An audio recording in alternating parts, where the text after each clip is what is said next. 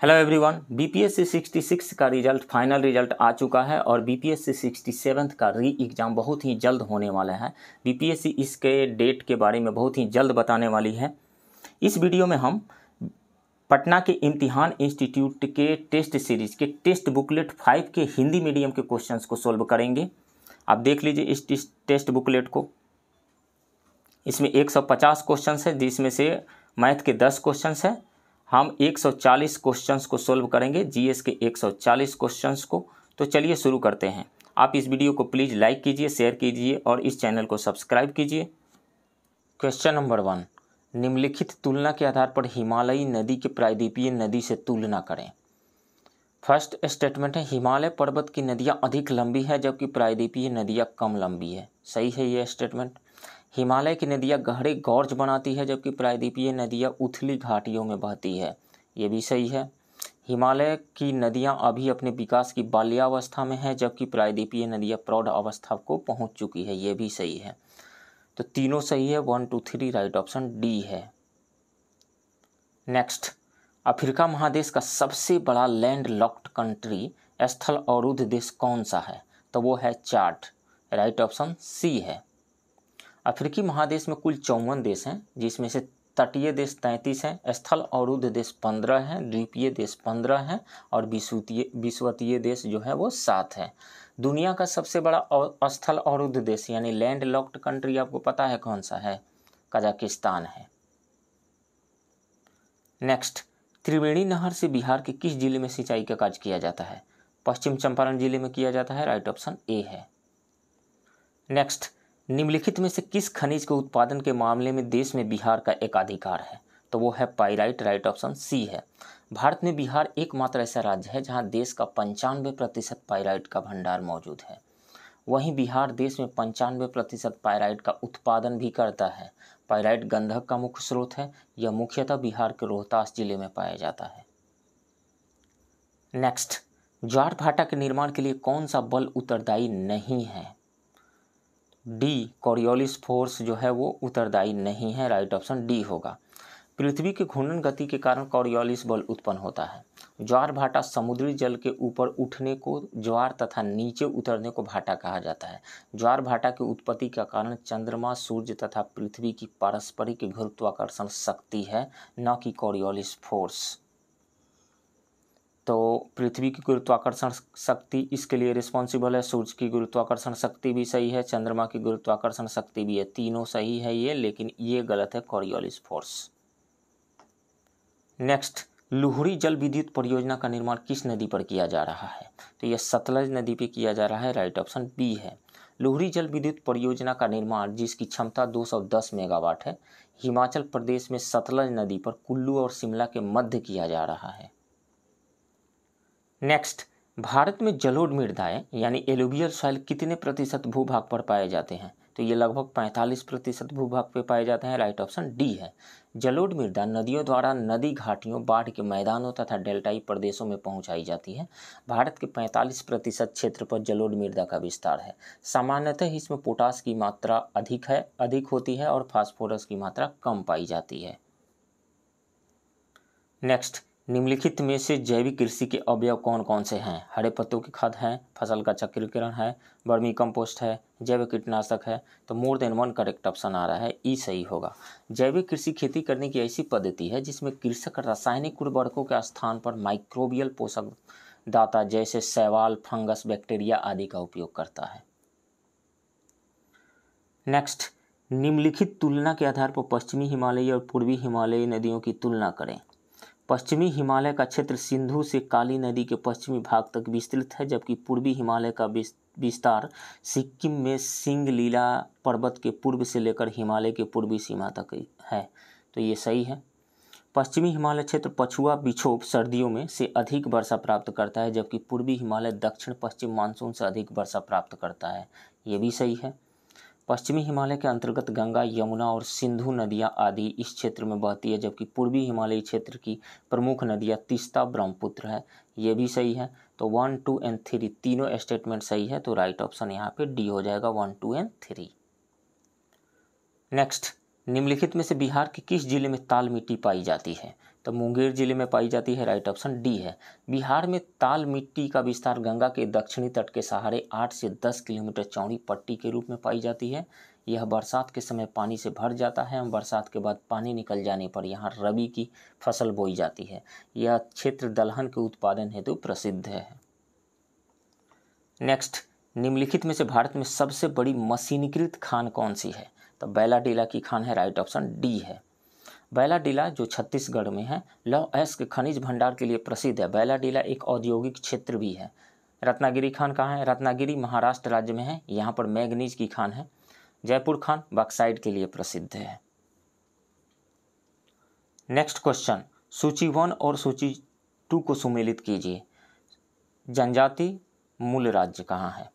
थारू जनजाति कहाँ पाई जाती है? उत्तर प्रदेश में पाई जाती है। भील जनजाति कहाँ पाई जाती है? राजस्थान में पाई जाती है। गद्दी जनजाति कहाँ पाई जाती है? हिमाचल प्रदेश में पाई जाती है। मुंडा जनजाति कहाँ पाई जाती है? झारखंड में पाई जाती है। तो ए का 4, बी का 1, सी का 2 एंड डी का 3 है, राइट ऑप्शन डी होगा।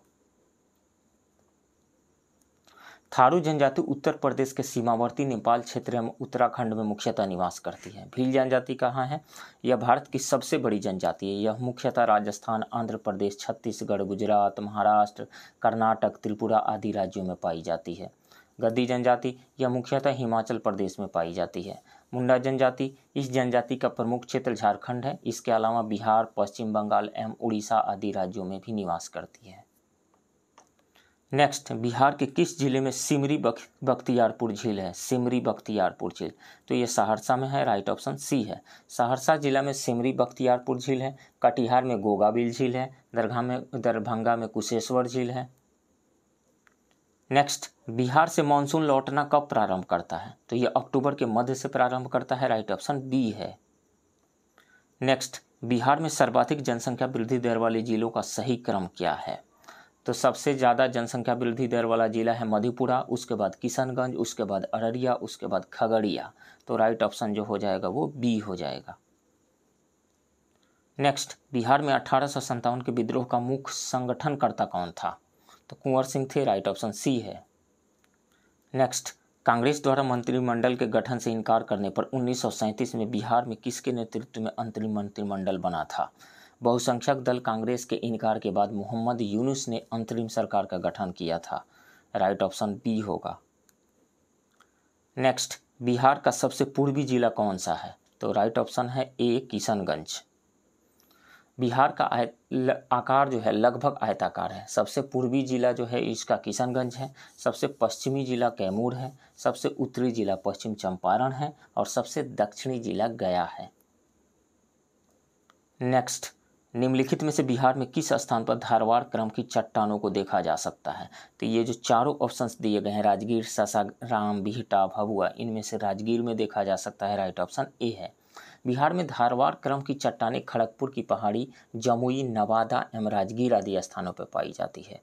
सासाराम में विंध्यन समूह की चट्टानें पाई जाती है। नेक्स्ट, उस मृदा की पहचान करें जो गीली होने पर काफ़ी चिपचिपा हो जाती है लेकिन शुष्क हो जाने पर यह सिकुड़ जाती है एवं इसमें गहरी दरारें पड़ जाती है। तो ये सारी विशेषताएं जो है वो रेगुड़ मृदा यानी काली मिट्टी की है, राइट ऑप्शन बी है। इसे रेगुड़, काली मिट्टी को रेगुड़ के नाम से भी जाना जाता है। इस मृदा का निर्माण बेसाल्ट चट्टानों के विखंडन से होता है। इसमें सर्वाधिक जल धारण क्षमता पाई जाती है। इसे काली कपास वाली मिट्टी भी कहा जाता है। नेक्स्ट, सूची 1, सूची 2, इधर राज्य का नाम दिया गया है, इधर उसकी सबसे ऊंची चोटी के बारे में बताया गया है। तो डोडा बेटा जो है तमिलनाडु का सबसे हाईएस्ट पीक है। नंदा देवी उत्तराखंड का हाईएस्ट पीक है। अनाईमुड़ी केरल का हाईएस्ट पीक है और सारामती ये नागालैंड का हाईएस्ट पीक है। तो इसमें से जो राइट ऑप्शन हो जाएगा ए हो जाएगा। ए का 3, बी का 4, सी का 2 एंड डी का 1, राइट ऑप्शन ए है। डोडा बेटा तमिलनाडु में पड़ता है। ये 2637 मीटर इसका हाइट है। नंदा देवी उत्तराखंड में है। इसका हाइट जो है वो 7816 मीटर 7816 मीटर। अनाईमुड़ी केरल में है, 2695 मीटर हाइट है। सारामती नागालैंड में है, यह 3826 मीटर है इसका हाइट। नेक्स्ट, मिट्टी की उर्वरता में कमी का कारण कौन नहीं है? पोषक तत्वों का ह्रास ये है, अपरक्षण ये भी है, कृषि भूमि का अति उपयोग ये भी है, दोषपूर्ण कृषि प्रबंधन ये भी है उर्वरता में कमी का कारण। तो ये सभी उर्वरता में कमी के कारण हैं। तो इसमें से मिट्टी की उर्वरता में कमी का कारण कौन नहीं है? इसमें से कोई भी नहीं, राइट ऑप्शन ई हो जाएगा, उपरोक्त में से कोई नहीं। नेक्स्ट, 2011 की जनगणना के अनुसार भारत में अनुसूचित जनजाति की संख्या कुल जनसंख्या का कितना प्रतिशत है? अनुसूचित जनजाति की संख्या कुल जनसंख्या का 8.6% है, राइट ऑप्शन डी है। और ये 16.6% जो है अनुसूचित जाति का परसेंटेज है कुल जनसंख्या का। नेक्स्ट, भारत में कर्क रेखा पर स्थित राज्यों का पूर्व से पश्चिम की ओर क्रम बताएं। तो भारत में कर्क रेखा भारत के 8 राज्यों से होकर के गुजरती है। कौन कौन से राज्य? गुजरात, राजस्थान, मध्य प्रदेश, छत्तीसगढ़, झारखंड, त्रिपुरा और मिजोरम से होकर के गुजरती है। इनका जो पूर्व से पश्चिम की ओर क्रम है वो है Mizoram, then Tripura, then Jharkhand, then Chhattisgarh, उसके बाद में मध्य प्रदेश, उसके बाद राजस्थान, उसके बाद गुजरात। तो राइट ऑप्शन जो हो जाएगा मिजोरम, त्रिपुरा, पश्चिम बंगाल, झारखंड, छत्तीसगढ़, मध्य प्रदेश, राजस्थान और गुजरात। राइट ऑप्शन सी है। नेक्स्ट क्वेश्चन, खगोलीय दूरी को प्रकाश वर्ष में मापे जाने का कारण निम्नलिखित में से कौन सा है? एस्ट्रोनॉमिकल जो डिस्टेंस है वो लाइट ईयर में क्यों मापा जाता है? उसका सही कारण क्या है? तारकीय पिंडों के बीच की दूरियां परिवर्तित नहीं होती? नहीं, ये सूटेबल कारण नहीं है। तारकीय पिंडों का गुरुत्व परिवर्तित नहीं होता, ये भी सूटेबल कॉज नहीं है इसका। प्रकाश सदैव सीधी रेखा में यात्रा करता है, ये भी सूटेबल कारण नहीं है। प्रकाश की गति, उसका स्पीड सदैव एक समान होता है, ये सही ऑप्शन है, राइट ऑप्शन डी होगा। ये यूपीएससी में पूछा गया क्वेश्चन है, बहुत ही अच्छा क्वेश्चन है। नेक्स्ट, किसी चालक की वैद्युत प्रतिरोधकता की इकाई क्या है, यानी रेजिस्टिविटी की इकाई क्या है? तो वो होता है ओम मीटर, राइट ऑप्शन बी है। जो रेसिस्टेंस का फॉर्मूला होता है R = ρL/A, इसमें रो जो है वो रेजिस्टिविटी है। अब देखिए यहाँ रो का वैल्यू यदि हम निकालें यहाँ से तो RA/L होगा, RA/L। R क्या है? ओम। और एरिया किस में मेजर करते हैं? मीटर स्क्वायर में। अब बाई लेंथ मीटर, तो मीटर से मीटर कट जाएगा, रो का जो यूनिट आएगा ओम मीटर आता है, राइट ऑप्शन बी होगा। नेक्स्ट, एक योक्टोमीटर कितना होता है? तो 10⁻⁻24 मीटर को योक्टोमीटर कहा जाता है, राइट ऑप्शन डी है। कुछ और मैं बता देता हूँ, जेप्टोमीटर जो है 10⁻21 मीटर को कहा जाता है। जेटा 10⁻21 को भी, सॉरी योटा 10⁻24 को कहा जाता है। एटो 10⁻18 मीटर को कहा जाता है। योक्टो किसको कहा जाता है? 10⁻24 मीटर को कहा जाता है, राइट ऑप्शन डी होगा। नेक्स्ट, सोनार में हम किस तरंग का उपयोग करते हैं? तो सोनार में अल्ट्रासोनिक वेव का उपयोग किया जाता है, यानी प्राश्रव्य तरंगों का, राइट ऑप्शन सी है। सोनार का क्या मतलब होता है? Sound navigation and ranging, sound navigation and ranging. Sonar का प्रयोग नौ संचालकों द्वारा किया जाता है। महासागर में डूबी हुई वस्तु की स्थिति जानने के लिए उच्च आवृत्ति की प्राश्रव्य तरंगों, यानी प्राश्रव्य तरंगों को महासागर की गहराई में भेजा जाता है। यह तरंगें उस वस्तु से टकराकर प्रतिध्वनि के रूप में लौट आती है, जिसकी सहायता से महासागर में डूबी हुई वस्तु की वास्तविक स्थिति की जानकारी मिल जाती है। नेक्स्ट, कृत्रिम उपग्रह पृथ्वी से सुस्पष्टता से ट्रैक किया जा सकता है, किसके थ्रू? रडार के थ्रू, सोनार के थ्रू, पल्सर के थ्रू? नहीं, किसके थ्रू? डॉपलर प्रभाव के थ्रू, डॉपलर इफेक्ट के थ्रू ट्रैक किया जा सकता है, राइट ऑप्शन ए है। ये डॉपलर इफेक्ट क्या होता है? डॉपलर इफेक्ट दोनों ही में देखने को मिलता है, साउंड के केस में भी देखने को मिलता है और लाइट के केस में भी देखने को मिलता है। साउंड के लिए डॉपलर इफेक्ट को यदि हम डिफाइन करने की कोशिश करें तो डॉपलर इफेक्ट जब कोई लिसनर और साउंड के सोर्स, यानी ऑब्जर्वर एंड साउंड के सोर्स के बीच रिलेटिव मोशन आता है, तो लिसनर जो फ्रीक्वेंसी सुनता है वो सोर्स के द्वारा भेजी गई ट्रू फ्रीक्वेंसी से अलग होता है, या तो ज़्यादा होगा या कम होगा। इस फिनोमिनन को डॉपलर इफेक्ट कहा जाता है। जब रिलेटिव मोशन एक दूसरे की तरफ हो, मतलब लिसनर एंड साउंड के सोर्स के बीच का जो रिलेटिव मोशन हो एक दूसरे की तरफ हो, तो फ्रीक्वेंसी बढ़ी हुई लगती है, वेवलेंथ कम हुआ लगता है। और वहीं जब इन दोनों के बीच का रिलेटिव मोशन जो है एक दूसरे से दूर की ओर हो, तब फ्रीक्वेंसी जो है ट्रू फ्रीक्वेंसी से कम हो जाती है और वेवलेंथ जो बढ़ा हुआ प्रतीत होता है। ऐसा ही लाइट में हम कह सकते हैं, जैसे मान लीजिए ये कोई लिसनर है और ये साउंड का सोर्स है। सोर्स जब लिसनर की ओर आएगा तो फ्रीक्वेंसी बढ़ी हुई लगेगी, सोर्स जब लिसनर से दूर जाएगा तो फ्रीक्वेंसी कम हुई प्रतीत होगी, और जब लिसनर सोर्स की जो ओर जाएगा तो फ्रीक्वेंसी बढ़ी हुई लगेगी। लिसनर जब सोर्स से दूर जाएगा तो फ्रीक्वेंसी कम हुई प्रतीत होगी। जब लिसनर और सोर्स दोनों एक दूसरे की तरफ आएंगे तो भी फ्रीक्वेंसी बढ़ी हुई लगेगी। जब लिसनर और सोर्स एक दूसरे से दूर जाएंगे तो फ्रीक्वेंसी जो है घटी हुई प्रतीत होगी। इसका एग्जाम्पल ये है कि मान लीजिए कि आप प्लेटफॉर्म पे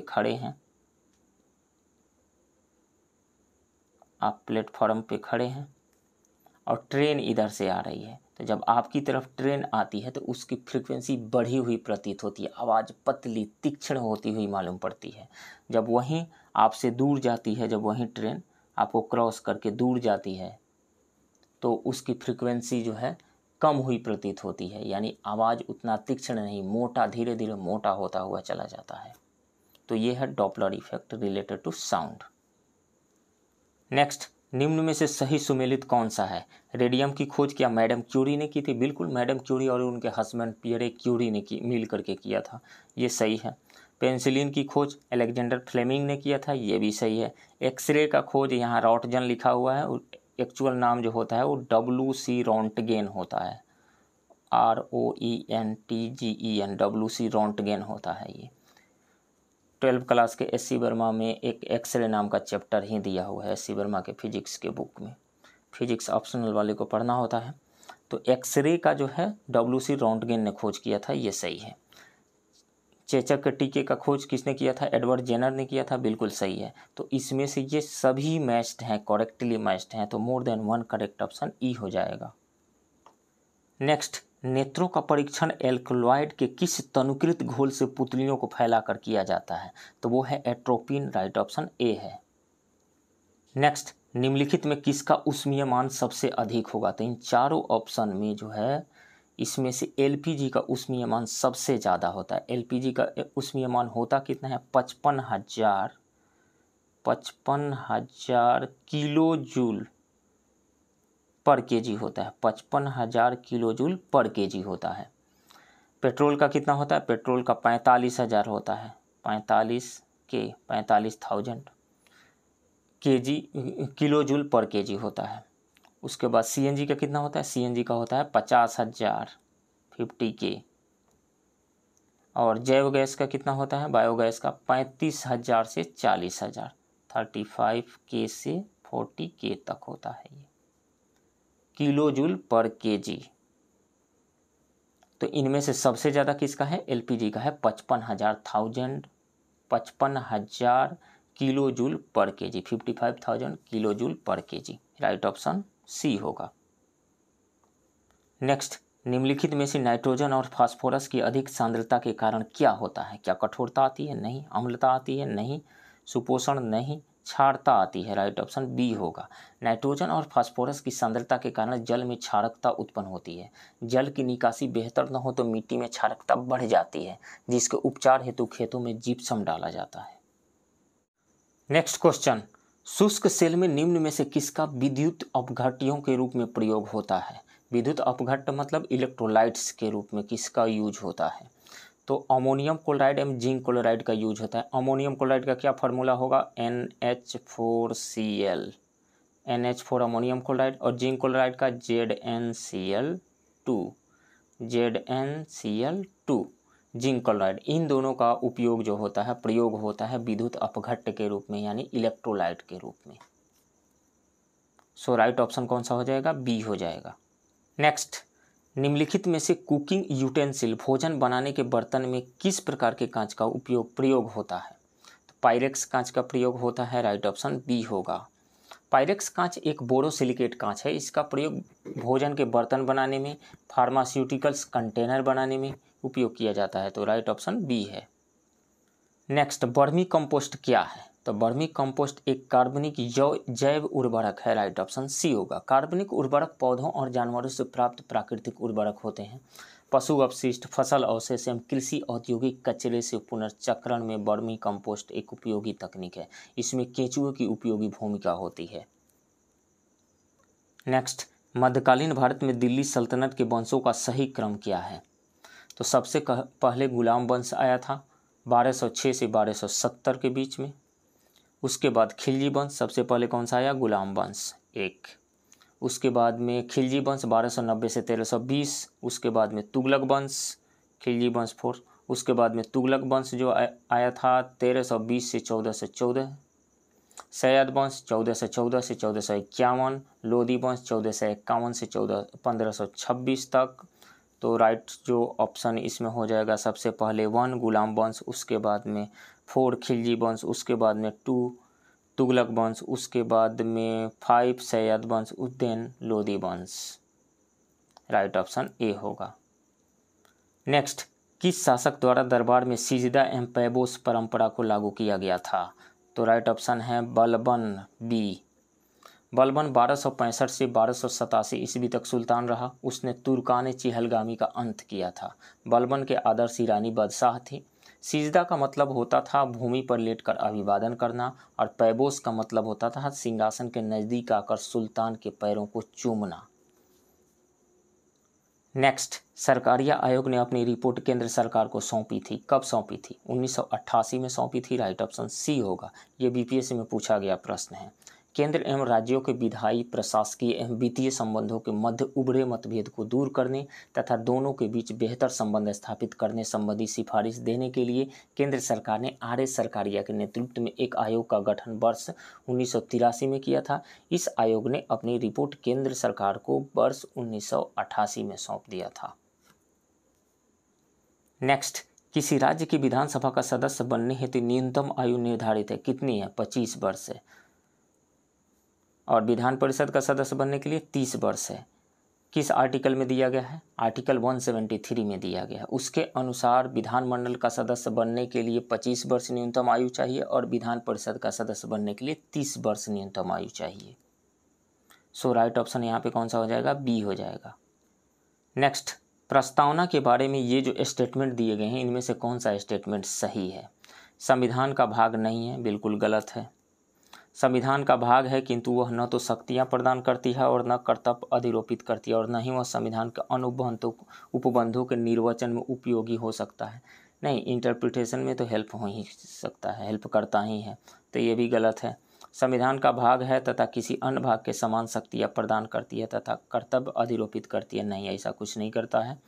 संविधान का भाग है तथा संदिग्धता की दशा में संविधान के उपबंधों के निर्वचन में उपयोगी साबित हो सकता है। मतलब ये रहा है कि ये संविधान का प्रियम्बल जो है, प्रस्तावना संविधान का भाग है, और किसी आर्टिकल के इंटरप्रिटेशन में यदि कोई डाउट आ रहा है तो इससे हेल्प लिया जा सकता है, इसका ये मतलब हुआ। तो ये सही है, डी ऑप्शन जो है इसका सही है। शुरू में प्रस्तावना को संविधान का भाग नहीं माना गया था, लेकिन केशवानंद भारती केस 1973 में उच्चतम न्यायालय ने इसको संविधान का भाग माना और स्पष्ट किया कि प्रस्तावना संविधान का भाग है। अपने निर्णयों में न्यायालय ने यह व्याख्या दी कि यह सही है कि प्रस्तावना द्वारा सीधे न तो कोई शक्ति या कर्तव्य अधिरोपित किया जाता है, लेकिन इसका अपना महत्व है। यह हमारे संविधान के निर्माताओं के उद्देश्यों को स्पष्ट करता है। साथ ही कोर्ट ने यह भी कहा कि संदिग्धता की दशा में यह संविधान के उपबंधों के निर्वचन में उपयोगी हो सकता है, यानी किसी आर्टिकल के इंटरप्रिटेशन में यदि प्रॉब्लम आ रही हो तो प्रियम्बल का हेल्प लेकर के उसका इंटरप्रिटेशन यानी व्याख्या किया जा सकता है कि संविधान बनाने वालों के माइंड में क्या चल रहा था उस टाइम में। नेक्स्ट, भारत के संविधान का अनुच्छेद 324 का संबंध किससे है? आर्टिकल 324। तो ये इलेक्शन कमीशन से रिलेटेड है, निर्वाचन आयोग से। राइट ऑप्शन ए है। नेक्स्ट, राज्य के नीति निदेशक तत्वों में कृषि तथा पशुपालन के संगठन का प्रावधान किस अनुच्छेद में वर्णित है? आर्टिकल 48 में दिया गया है, राइट ऑप्शन सी है। नेक्स्ट, भारत के संविधान के उद्देश्यों में से एक आर्थिक न्याय का उल्लेख किया गया है, किसमें किया गया? प्रस्तावना तथा मौलिक अधिकारों में नहीं, प्रस्तावना तथा नीति निदेशक तत्वों में, डीपीएसपी में भी दिया गया है एंड प्रियम्बल में भी दिया गया है, तो राइट ऑप्शन बी होगा यहाँ पे। मौलिक अधिकारों तथा नीति निदेशक तत्वों में, नीति निदेशक तत्व यानी डीपीएसपी में तो दिया गया है, मौलिक अधिकार में नहीं दिया गया है। प्रस्तावना मौलिक अधिकारों तथा नीति निदेशक तत्व, मौलिक अधिकार में नहीं दिया गया है, प्रस्तावना में दिया गया है, नीति निदेशक तत्व में दिया गया है, दो में दिया गया है, तो ये गलत है, ये भी गलत है। सही कौन सा है? बी है। नेक्स्ट, उच्चतम न्यायालय द्वारा अब तक की सबसे बड़ी खंडपीठ किस वाद की सुनवाई में गठित की गई थी? तो केशवानंद भारती वाद 1973 में की गई थी। कितने जजों की बेंच? 13 जजों की बेंच से गठित की गई थी। अब तक की सबसे बड़ी कॉन्स्टिट्यूशनल बेंच थी, राइट ऑप्शन ए है। नेक्स्ट, विधान परिषद में मनोनीत सदस्यों की संख्या होती है, कितनी होती है?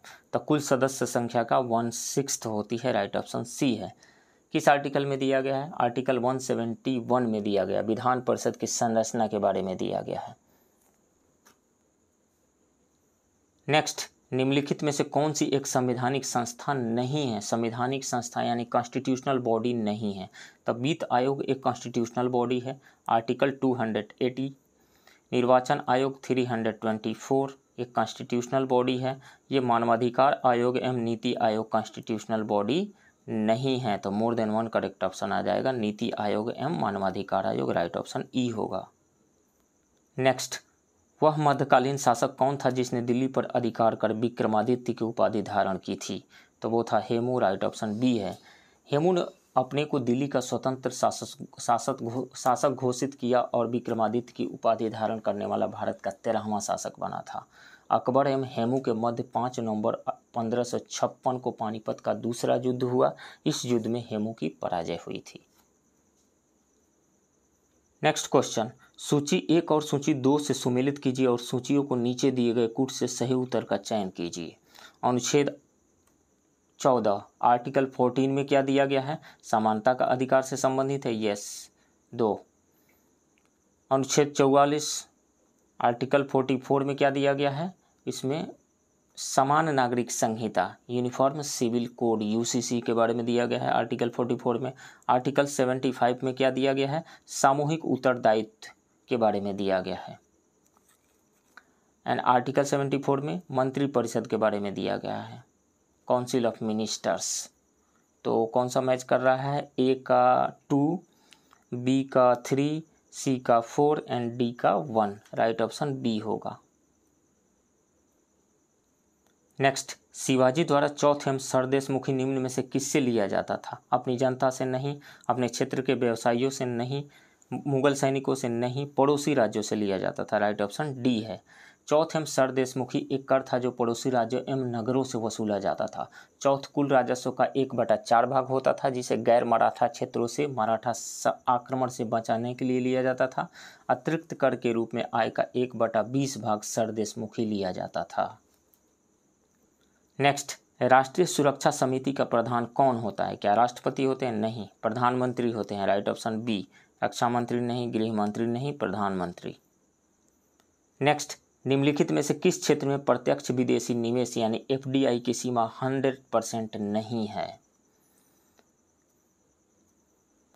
खुदरा व्यवसाय में 100% है, ई कॉमर्स में 100% है, बैंकिंग में 100% है, लेकिन बीमा तथा पेंशन में 100% नहीं है। कितना है? 74% एफडीआई अलाउड है, डायरेक्ट रूट से 74%।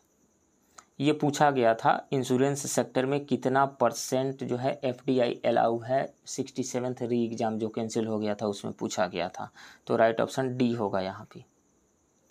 नेक्स्ट, भारतीय स्टेट बैंक में उसके 5 सब्सिडियरी बैंकों का विलय किस वर्ष हुआ था? तो 1 अप्रैल 2017 को हुआ था, राइट ऑप्शन बी होगा।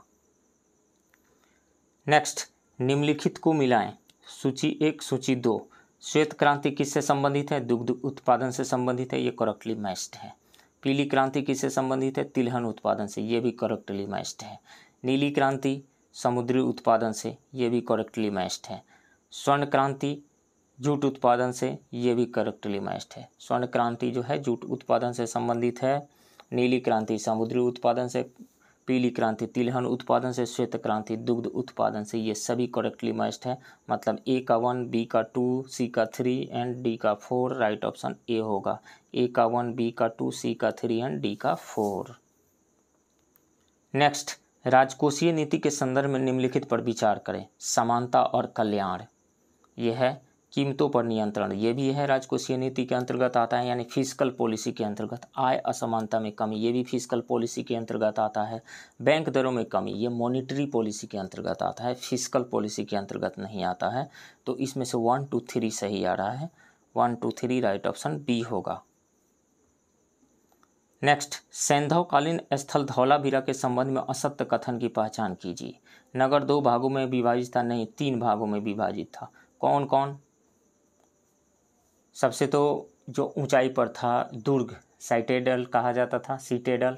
उसके बाद में मिडिल टाउन, उसके बाद में लोअर टाउन था, निचला भाग। तो 3 भागों में विभाजित था। उत्कृष्ट जल प्रबंधन का प्रमाण मिलता है, ये सही है। सैंधव लिपि के 10 बड़े अक्षर प्राप्त हुए हैं, ये भी सही है। घोड़े की कलाकृतियों के अवशेष मिले हैं, ये भी सही है। तो असत्य कौन सा है? ये वाला, नगर 2 भागों में नहीं 3 भागों में विभाजित था। राइट ऑप्शन ए होगा। नेक्स्ट, स्मृति ग्रंथों में विवाह के कितने प्रकार का उल्लेख किया गया है? तो 8 प्रकार का उल्लेख किया गया है। राइट ऑप्शन सी है। कौन कौन से? ब्रह्म विवाह, इस विवाह में क्या होता था? कन्या के पिता द्वारा वेदज्ञ एवं श्रीलवान वर का चयन कर कन्या सौंप दी जाती थी। दैव विवाह, इसमें क्या होता था? कन्या के पिता का यज्ञ विधि पूर्वक संपन्न कराने वाले पुरोहित के साथ कन्या का विवाह किया जाता था। आर्ष विवाह, इसमें क्या होता था? इस विवाह में कन्या के पिता एक जोड़ी बैल और गाय प्राप्त करते थे। प्रजापत्य विवाह, इसमें क्या होता था? कन्या के पिता वर को कन्या प्रदान करते हुए आदेश देता था कि दोनों एक साथ सामाजिक एवं धार्मिक कर्तव्यों का पालन करें। इसके अलावा जो है असुर विवाह, गंधर्व विवाह, राक्षस एवं पैशाच विवाह, यानी सब मिलाकर के 8 विवाह का वर्णन किया गया है। नेक्स्ट, बिहार में रेशम एवं वस्त्र संस्थान किस जिला में है? भागलपुर जिला में है। स्थापना कब हुई थी? 1922 में हुई थी, भागलपुर के नाथनगर में है। राइट ऑप्शन सी है। नेक्स्ट, बिहार आर्थिक सर्वे 2021-22 के अनुसार बिहार में प्रति व्यक्ति प्रतिदिन पानी कितना लीटर उपलब्ध है? 70 लीटर उपलब्ध है। राइट ऑप्शन बी है। नेक्स्ट, पटना मेट्रो रेल की कुल लंबाई कितनी निर्धारित की गई है? तो 32.49 किलोमीटर निर्धारित की गई है। राइट ऑप्शन सी है। नेक्स्ट, वर्ष 2021 में कितने भारतीय स्टार्टअप ने यूनिकॉर्न का दर्जा हासिल किया? 44 स्टार्टअप ने यूनिकॉर्न का दर्जा प्राप्त किया। राइट ऑप्शन ए है। यूनिकॉर्न क्या होता है? वैसी स्टार्टअप कंपनियां जिनकी वैल्यू $1 बिलियन से अधिक यानी 7,500 करोड़ रुपये से ज़्यादा की हो चुकी हो, यूनिकॉर्न का दर्जा प्राप्त कर लेती है। 44 को मिला था, इस साल अब 101वां हो चुका है। 101वां 101th यूनिकॉर्न कौन सा बना है? फिजिक्स वाला, PW अलक पांडे का फिजिक्स वाला 101वां यूनिकॉर्न बना है। नेक्स्ट, वर्ष 2020-21 में भारत में प्रतिदिन कितना किलोमीटर सड़क निर्माण हुआ? 36.5 किलोमीटर हुआ। राइट ऑप्शन बी है। नेक्स्ट, निम्न में से किस योजना को बिहार सरकार ने शुरू नहीं किया है? मुख्यमंत्री महिला उद्यमी योजना, ये शुरू किया गया है। जल जीवन हरियाली अभियान, ये भी बिहार सरकार के द्वारा शुरू किया गया है। मुख्यमंत्री वृद्धजन पेंशन योजना, ये भी सरकार के द्वारा शुरू किया गया है। लेकिन मुख्यमंत्री किसान कल्याण योजना बिहार सरकार के द्वारा शुरू नहीं किया गया है, ये मध्य प्रदेश सरकार के द्वारा शुरू किया गया है। तो राइट ऑप्शन बी होगा। नेक्स्ट, अर्थशास्त्र के किस अधिकरण में राज्य के सप्तांग सिद्धांत की चर्चा की गई है? 6ठे अधिकरण में की गई है। राइट ऑप्शन डी होगा। कौटिल्य के अर्थशास्त्र में 15 अधिकरण हैं। 6ठे में राज्य के सप्तांग सिद्धांत की चर्चा की गई है, यानी शासन के 7 अंग की चर्चा की गई है। शासन के 7 अंग कौन कौन से होते हैं? स्वामी यानी राजा, अमात्य यानी मंत्री, राष्ट्र, दुर्ग, बल, कोष तथा मित्र, ये 7 अंग होते हैं, सप्तांग होते हैं शासन के। नेक्स्ट, बिहार में वर्तमान समय में विधान परिषद में विपक्ष के नेता कौन हैं? राबड़ी देवी है। राइट ऑप्शन बी है। तेजस्वी यादव कहाँ हैं? विधानमंडल में हैं विपक्ष के नेता। नेक्स्ट क्वेश्चन, चिकित्सा विज्ञान के क्षेत्र में वर्ष 2021 का नोबेल पुरस्कार किस खोज के लिए प्रदान किया गया? तो तापमान एवं स्पर्श के लिए रिसेप्टर्स की खोज के लिए नोबेल प्राइज दिया गया था 2001 में चिकित्सा के क्षेत्र का। राइट ऑप्शन ए है। वर्ष 2021 के चिकित्सा क्षेत्र के नोबेल पुरस्कार की घोषणा 4 अक्टूबर को की गई थी। यह पुरस्कार डेविड जूलियस, अमेरिका के रहने वाले डेविड जूलियस और आर्डम पतापोतियन, लेबनान में जन्मे अमेरिकी नागरिक को संयुक्त रूप से प्रदान की गई थी। यह पुरस्कार उन्हें तापमान एवं स्पर्श के लिए रिसेप्टर्स की खोज के लिए दिया गया था। खोजे गए रिसेप्टर्स जो हैं वो हैं TRPV1, TRPM8, PIEZ01 तथा PIEZ02 है।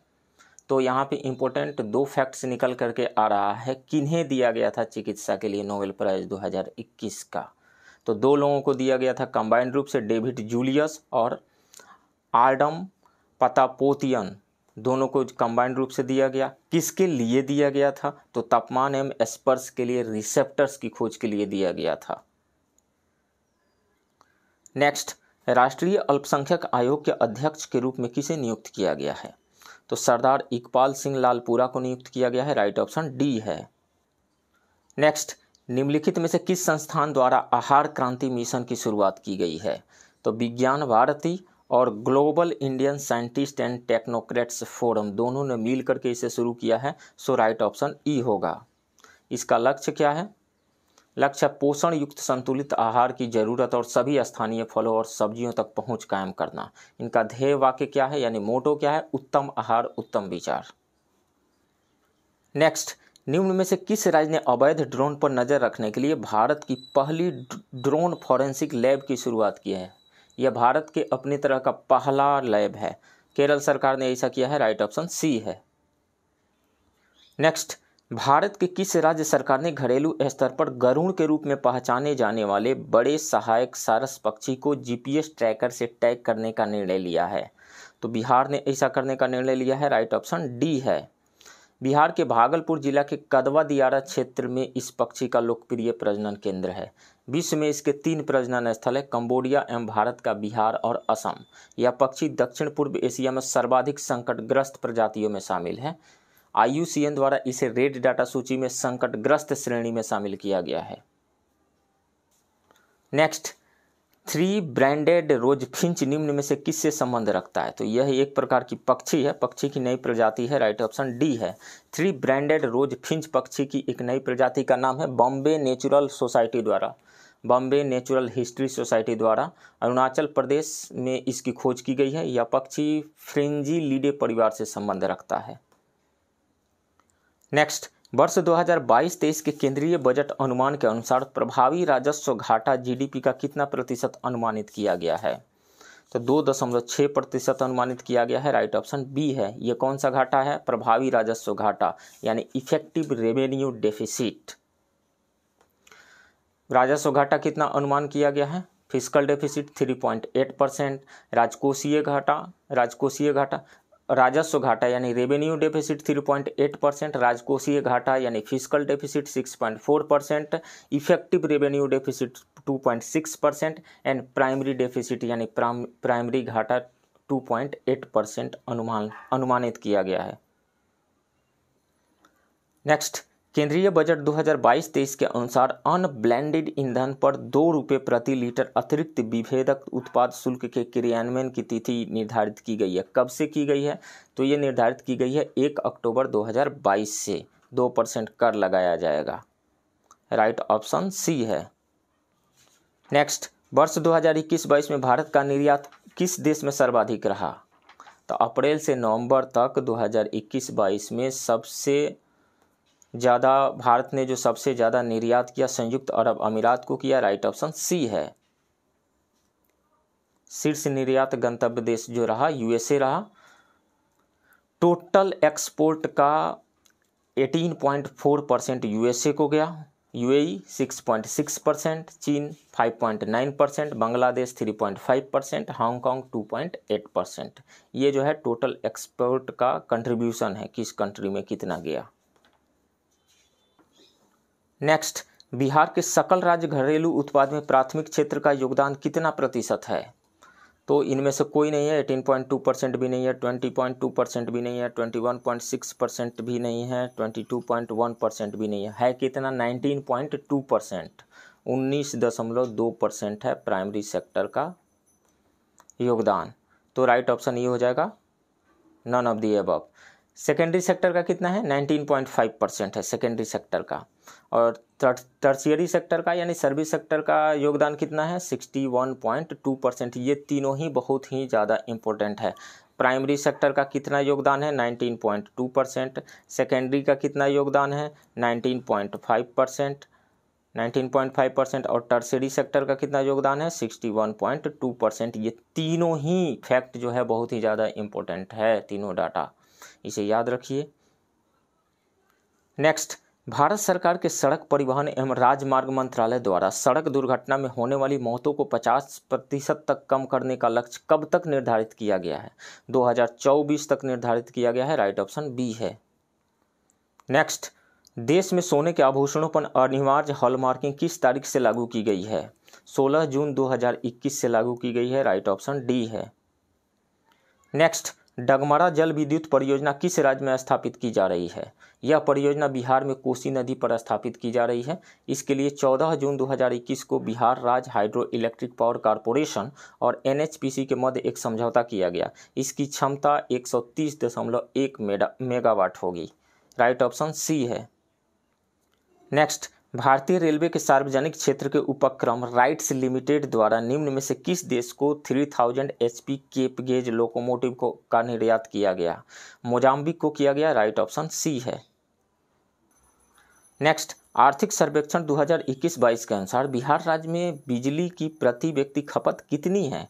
350 किलोवाट आवर है, राइट ऑप्शन ए है। नेक्स्ट, हाल ही में एशिया के सबसे लंबे हाई स्पीड ट्रैक का निर्माण भारत के किस राज्य में किया गया है? तो ये मध्य प्रदेश के इंदौर के पीथमपुर में किया गया है। इसका उद्घाटन 29 जून 2021 में किया गया। इस ट्रैक की कुल लंबाई 11.3 किलोमीटर है। विश्व में इस ट्रैक का स्थान 5वां है। तो राइट ऑप्शन जो होगा बी होगा, मध्य प्रदेश। नेक्स्ट, प्रधानमंत्री उज्ज्वला योजना के दूसरे चरण PMUY 2.0 का शुभारंभ कब किया गया? 10 अगस्त 2021 को उत्तर प्रदेश के महोबा से प्रधानमंत्री के द्वारा वर्चुअली रूप से किया गया। पहले चरण की शुरुआत कब की गई थी? 2016 में उत्तर प्रदेश के बलिया से प्रधानमंत्री ने ही इसकी शुरुआत की थी, इसके प्रथम चरण की। सो राइट ऑप्शन हो जाएगा 10 अगस्त 2021 सी। नेक्स्ट, भारत के प्रथम निजी तरलीकृत प्राकृतिक गैस LNG सुविधा संयंत्र का निर्माण किस शहर में किया गया है? नागपुर में किया गया है। इसका उद्घाटन 11 जुलाई 2021 को केंद्रीय सड़क परिवहन और राजमार्ग मंत्री नितिन गडकरी के द्वारा किया गया। आयुर्वेदिक दवा निर्माता वैद्यनाथ आयुर्वेदिक समूह द्वारा इसका निर्माण किया गया है। सो राइट ऑप्शन ए होगा, नागपुर। नेक्स्ट, कोविड-19 इनोवेशन रिपोर्ट 2021 में शीर्ष देश पर कौन सा है? तो अमेरिका है, राइट ऑप्शन बी है। इस रिपोर्ट को स्टार्टअप ब्लिंक ने जुलाई 2021 में जारी किया था। इसमें शीर्ष 3 देश अमेरिका, इजराइल और कनाडा है। चीन का स्थान 15वां है, वहीं भारत 32वें स्थान पर रहा। इस रिपोर्ट में 40 देशों को शामिल किया गया था। नेक्स्ट, ऑकस त्रिपक्षीय गठबंधन में कौन देश शामिल नहीं है? तो ऑकस से ए से ऑस्ट्रेलिया, यूके से यूके और यूएस से यूएस। 3 देश शामिल है, ऑस्ट्रेलिया, यूके एंड यूएस। तो यूएसए, ऑस्ट्रेलिया एंड ब्रिटेन शामिल है, जापान शामिल नहीं है, राइट ऑप्शन डी होगा, कौन देश शामिल नहीं है। नेक्स्ट, नाटो का 21वां शिखर सम्मेलन कहाँ संपन्न हुआ? तो बेल्जियम की राजधानी ब्रसेल्स में संपन्न हुआ। कब? 14 जून 2021 को। तो ब्रसेल्स से राइट ऑप्शन बी है। नेक्स्ट, बिहार में सबसे अधिक वन क्षेत्र एवं सबसे कम वन क्षेत्र वाले जिले क्रमशः कौन कौन से हैं? तो सबसे अधिक वन क्षेत्र कैमूर में पाया जाता है और सबसे कम वन क्षेत्र शेखपुरा में पाया जाता है। तो कैमूर एवं शेखपुरा, राइट ऑप्शन सी है। किसके अनुसार? वन स्थिति रिपोर्ट 2021 के अनुसार सबसे ज़्यादा वन क्षेत्र वाला जिला है कैमूर एवं सबसे कम वन क्षेत्र वाला जिला जो है वो शेखपुरा है। नेक्स्ट, निम्न में से कौन सा युग्म सुमेलित नहीं है? आकाश से दवा परियोजना तेलंगाना राज्य से संबंधित है, यस। आपके दरवाजे पर शिक्षा योजना तमिलनाडु में शुरू की गई, यस, वहीं शुरू की गई। स्वच्छ कार्यक्रम आंध्र प्रदेश में शुरू किया गया है, राइट सही है। स्मार्ट किचन योजना क्या केरल में शुरू किया गया? यस, ये सभी करेक्टली मैच्ड हैं, सो राइट ऑप्शन ई हो जाएगा, more than 1। Next, global network of silk cities में शामिल होने वाला पहला भारतीय शहर निम्न में से कौन सा है? तो बेंगलुरु है, राइट ऑप्शन बी है। Next, cooking to save your life किसकी रचना है? अभिजीत बनर्जी की रचना है, राइट ऑप्शन सी है। नेक्स्ट, विश्व में चावल उत्पादक देशों का सही क्रम घटते हुए कौन सा है? तो विश्व में सबसे ज़्यादा चावल का उत्पादन चीन करता है, उसके बाद भारत, उसके बाद इंडोनेशिया, उसके बाद बांग्लादेश। तो चीन, भारत, इंडोनेशिया एंड बांग्लादेश। चीन, Bharat, Indonesia and Bangladesh, right option B है। नेक्स्ट, हाल ही में प्रकाशित एक रिपोर्ट के अनुसार बिहार की कुल प्रजनन दर वर्ष 2019-20 में घटकर कितनी हो गई है? तो 3 हो गई है, राइट ऑप्शन सी है। नेक्स्ट, बिहार कृषि विश्वविद्यालय सबौर ने आम की एक नई प्रजाति तैयार की है, उसका नाम क्या है? तो सबौर मैंगो 2 उसका नाम है, Sabour mango 2, right option A होगा। नेक्स्ट, मक्का उत्पादन में बिहार देश में कौन सा स्थान रखता है? तो ऊपर से सेकंड स्थान रखता है, राइट ऑप्शन बी है। मक्का उत्पादन में बिहार का देश में सेकंड स्थान है। बिहार में 7 जिलों पूर्णिया, कटिहार, भागलपुर, मधेपुरा, सहरसा, खगड़िया और समस्तीपुर में मक्का उत्पादकता 50 क्विंटल प्रति एकड़ से भी ज़्यादा है। इस मामले में बिहार के जिलों ने अमेरिका को भी पीछे छोड़ दिया है। नेक्स्ट, हाल ही में बिहार राज्य ने पंचायतों में आरक्षण के प्रावधान को कब तक नहीं बदलने का प्रावधान किया है? तो 2026 तक नहीं बदलेगा आरक्षण सिस्टम बिहार के पंचायत इलेक्शन में, सो राइट ऑप्शन ए है। नेक्स्ट, इस महिला को भारतीय क्रांति की जननी कहा जाता है। किसे कहा जाता है भारतीय क्रांति की जननी? तो मैडम भीकाजी कामा को कहा जाता है, राइट ऑप्शन सी है। मैडम भीकाजी कामा से रिलेटेड और कुछ फैक्ट्स जानिए। 1907 में जर्मनी के स्टुटगार्ट में इंटरनेशनल सोशलिस्ट कांग्रेस में भाग लिया था मैडम भीकाजी कामा ने। 1907 में स्टुटगार्ट में मैडम कामा ने भारतीय झंडा फहराया, ये बीपीएससी में पूछा गया क्वेश्चन है। विदेश में भारतीय झंडा फहराने वाली वह प्रथम महिला थीं। पेरिस इंडियन सोसाइटी की संस्थापकों में शामिल थी मैडम भीकाजी कामा। नेक्स्ट, निम्नलिखित में से किस वर्ष पहली बार भारतीय राष्ट्रीय कांग्रेस का राष्ट्रीय अधिवेशन आयोजित नहीं किया गया था? तो 1930 में नहीं किया गया था, राइट ऑप्शन बी है। कब कब राष्ट्रीय अधिवेशन इंडियन नेशनल कांग्रेस का नहीं आयोजित हुआ? 1930 में नहीं हुआ, 1935 में नहीं हुआ, 1941 में नहीं हुआ, 1942 में, 1943 में, 1944 में, 1945 में कांग्रेस का वार्षिक अधिवेशन नहीं हुआ था। कांग्रेस का प्रथम अधिवेशन 1885 में मुंबई में हुआ था। इसकी प्रथम महिला अध्यक्ष एनी बेसेंट थी 1917 में। प्रथम भारतीय महिला अध्यक्ष 1925 में सरोजिनी नायडू बनी थी। नेक्स्ट, रहनुमाई मजदेयासन सभा किस धर्म के सुधार के लिए एक आंदोलन था? तो पारसी धर्म से संबंधित था, राइट ऑप्शन ए है। रहनुमाई मजदेयासन सभा की शुरुआत 1851 ईस्वी में मुंबई में हुई थी। नेतृत्वकर्ता कौन थे? एस बंगाली, दादा भाई नौरोजी। नेक्स्ट, निम्नलिखित में से किस नेता को वर्ष 1883 में समाचार पत्र में लिखे एक लेख के लिए न्यायालय की अवमानना के लिए सजा दी गई थी? तो वो थे सुरेंद्र नाथ बनर्जी, राइट ऑप्शन डी है। कलकत्ता उच्च न्यायालय में ये मुकदमा चला था। 2 वर्ष के कारावास की सजा सुनाई गई थी। समाचार पत्र बंगाली में लेख को न्यायालय की अवमानना माना गया था, इसके लिए उनको 2 वर्ष की सजा सुनाई गई थी। नेक्स्ट, ब्लू वाटर पॉलिसी को अपनाने वाला यूरोपीय देश कौन सा है? तो पुर्तगाल है, राइट ऑप्शन बी है। ब्लू वाटर पॉलिसी अपनाने वाला पहला गवर्नर था फ्रांसिस्को डी अल्मेडा। अल्मेडा 1505 में प्रथम पुर्तगाली गवर्नर बनकर भारत आया। अल्मेडा का विजन पुर्तगालियों का हिंद महासागर पर प्रभुत्व हासिल करना था। उसकी यह नीति ब्लू वाटर पॉलिसी के नाम से जानी जाती है। नेक्स्ट, निम्नलिखित में से किस संधि के बाद फ्रांसीसियों ने अंग्रेजों का विरोध करना छोड़ दिया था? तो पेरिस की संधि के बाद, राइट ऑप्शन ए है। 1760 में बांडीवास में अंग्रेजों ने फ्रांसीसियों को हराया था। 1768 में फ्रांसीसी एवं अंग्रेजों के मध्य पेरिस की संधि हुई। पेरिस की संधि में यह शर्त रखी गई कि फ्रांसीसी भारत में सेना नहीं रखेंगे। उसके बाद फ्रांसीसी व्यापार पर ही केंद्रित हो गए, विरोध करना छोड़ ही दिया। नेक्स्ट, किसके द्वारा राजा राममोहन राय को राजा की उपाधि प्रदान की गई थी? तो अकबर शाह सेकंड के द्वारा, राइट ऑप्शन बी है। नेक्स्ट, 1857 की क्रांति बैरकपुर छावनी से शुरू हुई थी। कब शुरू हुई थी? 29 मार्च 1857 से शुरू हुई थी। राइट ऑप्शन ए है। क्रांति की शुरुआत 29 मार्च 1857 को सैनिक मंगल पांडे के द्वारा की गई। मंगल पांडे को फांसी 8 अप्रैल 1857 को दी गई। बिहार में इसकी शुरुआत कब हुई? 12 जून 1857 को हुई। कहाँ हुई? देवघर के रोहिणी में हुई थी। नेक्स्ट, आधुनिक भारत में लोक हितवादी के नाम से किन्हें जाना जाता है? गोपाल हरि देशमुख को जाना जाता है। राइट ऑप्शन बी है। बीपीएससी में यह पूछा गया प्रश्न है। गोपाल हरि देशमुख महाराष्ट्र के एक समाज सुधारक थे। देशमुख लोक हितवादी के नाम से एक साप्ताहिक पत्रिका प्रभाकर में लिखा करते थे। उन्होंने हितेक्षु नामक पत्रिका की भी शुरुआत की थी। नेक्स्ट क्वेश्चन, संगठन एवं स्थापना वर्ष को सुमेलित कीजिए। मद्रास महाजन सभा की स्थापना कब हुई थी? 1884 में हुई थी। पूना सार्वजनिक सभा की स्थापना 1867 में हुई थी। बॉम्बे एसोसिएशन की स्थापना 1852 में हुई थी। बंग भाषा प्रकाशक सभा की स्थापना 1836 में हुई थी। राइटली कौन मैच्ड हो रहा है? तो इसमें से बी सही है। राइट ऑप्शन बी है। मद्रास महाजन सभा के संस्थापक जो थे M B. Raghavachari, B. Subramania Iyer, P. Anand Charlu थे। पूना सार्वजनिक सभा के संस्थापक महादेव गोविंद रानाडे थे। इंडियन लीग के संस्थापक शिशिर कुमार घोष थे। नेक्स्ट, राष्ट्रवादी नेताओं ने मैनचेस्टर के कपड़े और लिवरपूल के बने नमक के बहिष्कार का आग्रह किया था। किस आंदोलन में आग्रह किया था? बंगाल विभाजन के बाद। राइट ऑप्शन ए है।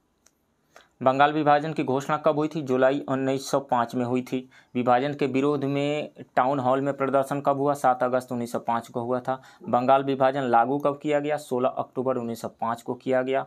शोक दिवस का आयोजन कब किया गया? 16 अक्टूबर 1905 को किया गया। ये सारे फैक्ट्स जो है बीपीएससी एग्जाम में पूछे गए हैं। नेक्स्ट, मार्ले मिंटो सुधारों ने उभरते हुए प्रजातंत्र को जान से मार डाला है। यह कथन किसका है? तो ये कथन है के.एम. मुंशी का। राइट ऑप्शन डी है। मार्ले मिंटो सुधार कब आया था? 1909 में आया था। इस अधिनियम से मुसलमानों के लिए पृथक सामुदायिक प्रतिनिधित्व प्रणाली लागू की गई थी। महात्मा गांधी ने इसके बारे में कहा था, मार्ले मिंटो की सुधारों ने हमारा सर्वनाश कर दिया है।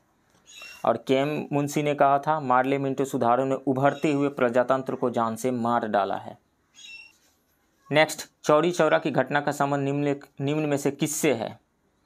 तो यह है असहयोग आंदोलन से। राइट ऑप्शन ए है। असहयोग आंदोलन की औपचारिक शुरुआत कब हुई थी? 1 अगस्त 1920 को हुई थी। कांग्रेस को स्वीकृति कब मिली इसकी? तो सितंबर 1920 को मिली। चौरी चौरा की घटना कब हुई? 5 फरवरी 1922 को हुई। चौरी चौरा के घटना में आक्रोशित लोगों ने थाने पर हमला कर 22 पुलिसकर्मियों को जिंदा जला दिया था। चौरी चौरा की घटना के बाद असहयोग आंदोलन को वापस ले लिया गया था महात्मा गांधी जी के द्वारा। नेक्स्ट, चटगांव शस्त्रागार लूट के संबंध में निम्न कथनों पर विचार कीजिए। इंडियन रिपब्लिक आर्मी चटगांव शाखा ने लूट की। सही है। सूर्यसेन ने क्रांतिकारियों का नेतृत्व किया था। ये भी सही है। घटना वर्ष 1928 की है। नहीं, ये गलत है। ये घटना अप्रैल 1930 की है। उपरोक्त कथन में से कौन सा सही है? तो 1 और 2 सही है। 1 और 2 राइट ऑप्शन सी होगा। चटगांव शस्त्रागार लूट की घटना अप्रैल 1930 को हुई थी। 30 में हुई थी। 65 क्रांतिकारियों ने शस्त्रागार पर धावा बोला और इसे कब्जे में ले लिया था।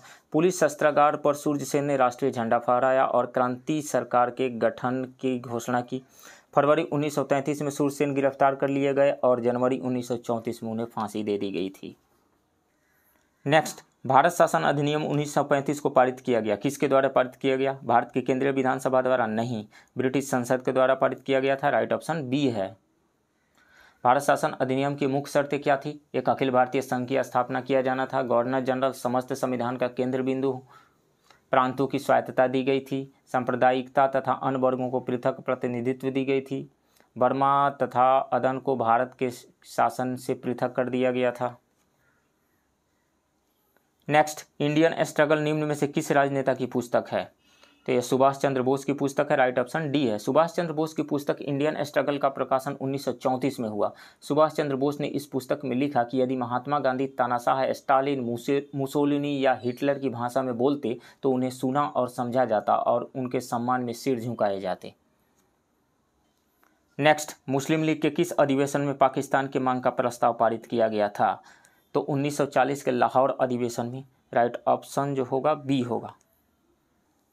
नेक्स्ट, किस युद्ध के विजय के बाद शेरशाह ने शेरशाह ए सुल्तान ए आदिल की उपाधि धारण की थी? तो चौसा के युद्ध में विजय के बाद। राइट ऑप्शन ए होगा। चौसा का युद्ध कब हुआ? 1539 में हुआ था। किसके बीच हुआ था? हुमायूं और शेरशाह के बीच में हुआ था। नेक्स्ट, देवपाल को बौद्ध धर्म का पुनर्संस्थापक कहा है? किसने कहा है? लामा तारकनाथ ने कहा है। राइट ऑप्शन सी है। देवपाल के समय में नालंदा एवं विक्रमशिला का काफ़ी विकास हुआ। तिब्बती बौद्ध धर्मावलंबी लामा तारकनाथ ने देवपाल को यह उपाधि दी थी। नेक्स्ट, बिहार में द्वैध शासन व्यवस्था किस वर्ष लागू की गई थी? तो ये 1765 में लागू की गई थी। राइट ऑप्शन ए है। 1764 ईस्वी में बक्सर युद्ध में ईस्ट इंडिया कंपनी की विजय के बाद मुगल बादशाह शाह आलम द्वितीय ने कंपनी को बिहार, बंगाल एवं उड़ीसा की दीवानी प्रदान कर दी। द्वैध शासन वारेन हेस्टिंग्स ने शुरू किया था। द्वैध शासन की समाप्ति लॉर्ड कॉर्नवालिस ने किया था। नेक्स्ट क्वेश्चन, बौद्ध ग्रंथों में किस मगध शासक को उग्रसेन कहा गया है? महापद्मनंद को कहा गया है। राइट ऑप्शन सी है। नेक्स्ट, पटना में 1857 के विद्रोह की शुरुआत किसके नेतृत्व में हुई थी? पीर अली के नेतृत्व में हुई थी। राइट ऑप्शन सी है।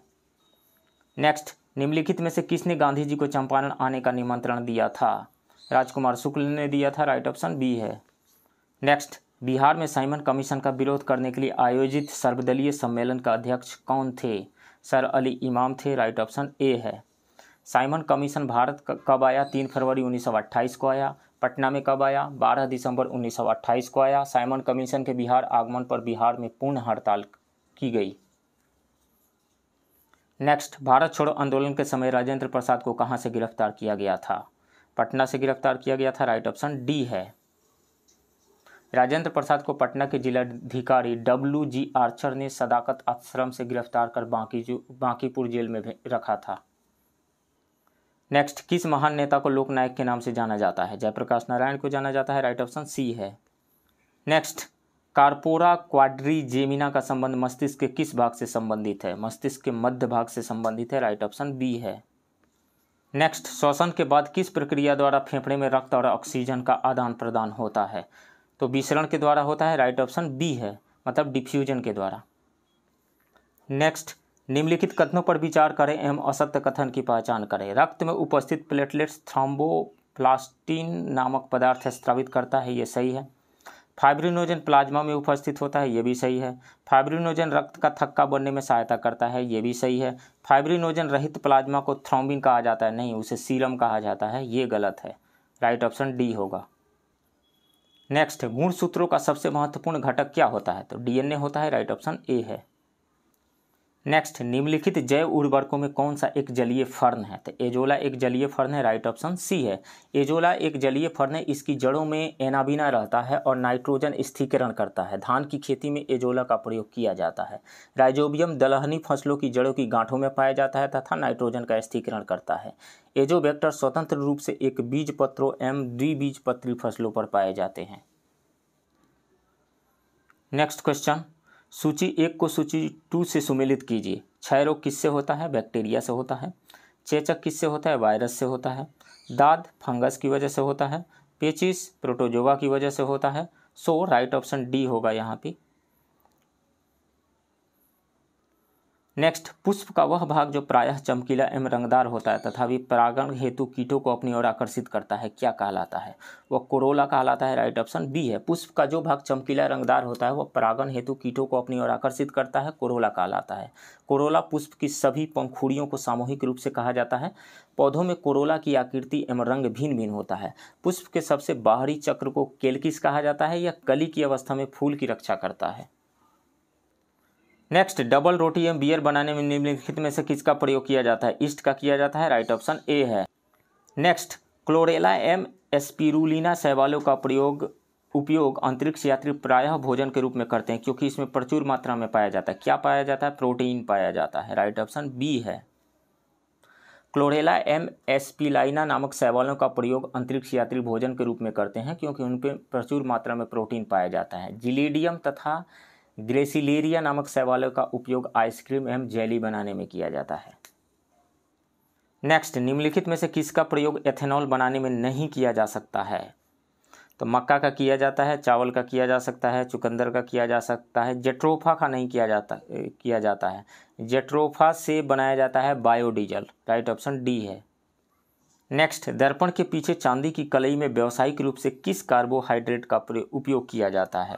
तो ग्लूकोज का किया जाता है, राइट ऑप्शन सी है। नेक्स्ट, जेरोफाइट्स कार्बन डाइऑक्साइड को रात में किस अम्ल के रूप में स्थिर करते हैं? तो वह है मैलिक एसिड के रूप में, राइट ऑप्शन बी है। जेरोफाइट्स के रंध्र रात में खुलते हैं और पानी के संरक्षण के लिए दिन के दौरान बंद रहते हैं। जेरोफाइट्स कार्बन डाइऑक्साइड को रात में मैलिक अम्ल के रूप में स्थिर करते हैं। नेक्स्ट, विभिन्न तरह के प्रयोजनों के लिए निम्नलिखित में कौन कौन से हार्मोन का छिड़काव पौधों पर किया जाता है? ऑक्सिन का किया जाता है, एथिलीन का भी किया जाता है, जिब्रेलिन का भी किया जाता है। सो राइट ऑप्शन डी होगा 1, 2, 3। कुछ पौधों के hormone auxin, gibberellin, cytokinin, ethylene, abscisic acid होते हैं। ऑक्सिन फल को पेड़ पर बरकरार रखने में मदद करता है और पेड़ से फलों को जल्दी गिरने से रोकता है। एथिलीन को गैस हार्मोन के रूप में जाना जाता है जो फलों को पकाने में मदद करता है। किसान फलों को पहले पकाने के लिए एथिलीन का छिड़काव करते हैं ताकि इसे व्यावसायिक उद्देश्यों के लिए इस्तेमाल किया जा सके। गिबरेलिन पौधों की तीव्र वृद्धि में मदद करता है। आमतौर पर गन्ने के खेतों में तनों की लंबाई बढ़ाने के लिए इसका छिड़काव किया जाता है।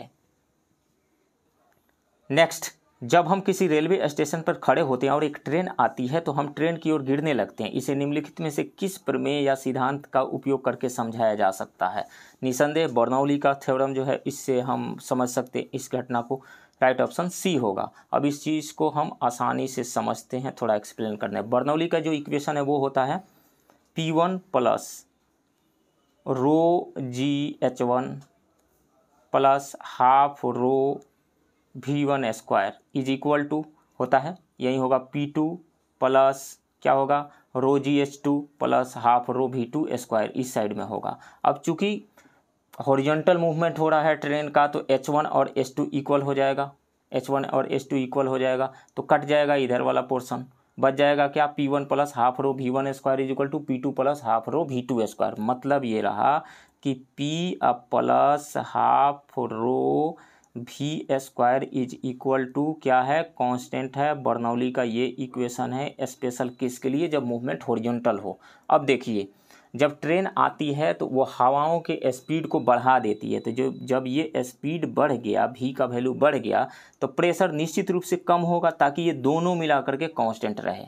तो वेलोसिटी जब इंक्रीज कर जाता है एयर का वेलोसिटी तो वहाँ पर प्रेशर जो है कम हो जाता है। अब मान लीजिए ट्रेन इससे होकर के जा रही है, ट्रेन ऐसे जा रही है, आप यहाँ पे खड़े हैं, ट्रेन के मूवमेंट की वजह से यहाँ का प्रेशर जो आपके आगे जो है, जस्ट आपके आगे का प्रेशर कम हो गया एयर के वेलोसिटी बढ़ने की वजह से, लेकिन आपके पीछे का जो है प्रेशर तो अभी उतना ही है, तो प्रेशर डिफरेंस क्रिएट हो गया। आपके पीछे का प्रेशर ज़्यादा है और आपके आगे अचानक प्रेशर कम हो गया तो धक्का लग जाएगा आगे की तरफ और ट्रेन के चपेट में आ जाएगा यात्री जो खड़ा है पैसेंजर वहाँ पे। तो इसको हम एक्सप्लेन कर सकते हैं बर्नौली के इक्वेशन से। नेक्स्ट, ध्वनि तरंगों और प्रकाश तरंगों में समानता है। एक एक ऑप्शन को हम एनालाइज करते हैं। यहाँ पे दोनों अंतरिक्ष के माध्यम से यात्रा कर सकते हैं। नहीं, अंतरिक्ष में बहुत जगहों पे वैक्यूम भी है। वैक्यूम में साउंड ट्रेवल नहीं कर सकता है, लाइट ट्रेवल कर सकता है। साउंड क्यों नहीं ट्रेवल कर सकता है? साउंड एक मैकेनिकल वेव है, उसको ट्रेवल करने के लिए मीडियम की ज़रूरत होती है, लेकिन लाइट एक नॉन मैकेनिकल वेव है, इलेक्ट्रोमैग्नेटिक वेव है, इसको ट्रेवल करने के लिए किसी मीडियम की ज़रूरत नहीं होती है। ये मीडियम में भी ट्रेवल कर सकता है और वैक्यूम में भी ट्रेवल कर सकता है, तो ये समानता तो नहीं है। दोनों अनुदैर्घ्य होती है, यानी दोनों लॉन्गिट्यूडिनल होती है, बिल्कुल गलत है। साउंड वेव लॉन्गिट्यूडिनल नेचर का होता है लेकिन लाइट वेव ट्रांसवर्स नेचर का होता है।